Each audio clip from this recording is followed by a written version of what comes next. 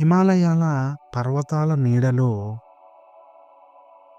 ప్రకృతి ఒడిలో ఒక చిన్న గ్రామం ఉండేది. ఆ గ్రామంలో నివసించేవాడు పేద రైతు అయిన ధనేష్. భక్తితో నిండిన మనసున్నవాడు. ప్రతి ఉదయం అడవిలో పూసిన పువ్వులు ఏరుకుని శివాలయానికి చేరేవాడు. ఓం నమః శివాయ మంత్రజపంతో పుష్పార్చన చేసేవాడు ధనేష్.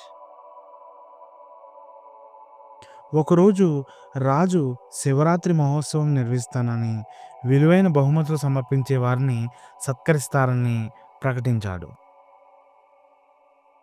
ధనవంతులు బంగారం, వెండి, రత్నాలను సిద్ధం చేసుకున్నారు. నా పువ్వులు, నా ప్రేమ ప్రభువుకు చాలు అని అనుకుని బెల్లపు పువ్వులను సేకరించాడు ధనేష్. ఉత్సవ రోజున ఆలయం భక్తులతో నిండిపోయి ఉంది. అందరూ తమ విలువైన సమర్పణలను శివలింగంపై ఉంచారు. చివరిగా ధనేష్ తన పువ్వులను సమర్పించాడు శివలింగానికి.